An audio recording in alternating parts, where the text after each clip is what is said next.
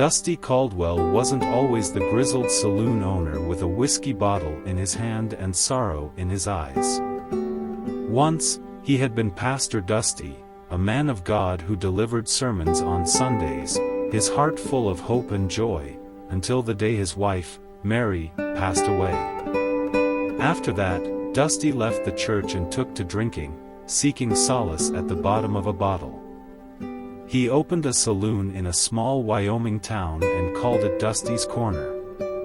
It became a place where men with dirty boots and quick tempers came to drink, gamble, and sometimes draw guns. Dusty had seen enough violence spill on his floors to last a lifetime, but his heart, though hardened, still held on to fragments of the man he once was. His hands might shake from whiskey, but his soul was restless, yearning for something better. One evening, after a particularly violent shootout over a spilt drink, Dusty had an idea, a way to settle disputes without gunpowder and blood. He dusted off an old chessboard from a shelf in the back room, a relic from the days when Mary used to beat him every Sunday afternoon. He placed the board on one of the tables in the saloon and made an announcement. "Next time y'all feel the need to fight, do it here." He gestured to the chessboard. King of the Hill chess. Whoever gets their king to the center first wins. No bullets. Just brains. At first, the regulars laughed. They didn't come to Dusty's Corner for quiet games of chess. But when Dusty stared them down with that old pastor's fire in his eyes, they quieted. Slowly, one by one, they began to take up the challenge.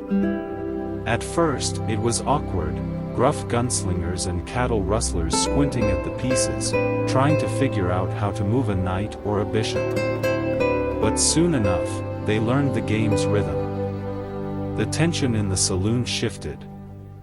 Men who would normally settle their disputes with guns now leaned over the chessboard, brow furrowed in concentration, their minds racing instead of their hands reaching for holsters.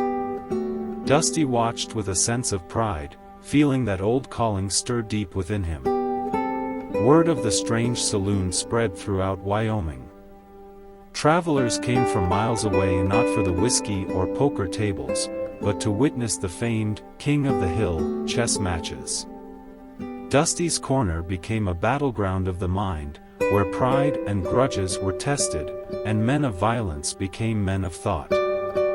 And Dusty, who had once sought to drown his sorrows in liquor, found a new purpose in watching these battles unfold. He couldn't save his wife, and he had left the pulpit far behind, but maybe, just maybe, he could save these men from themselves.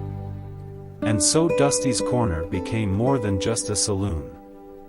It became a sanctuary of a different kind, where men settled their scores with kings and pawns, and where, in the quiet moments between moves, Dusty found a little bit of peace.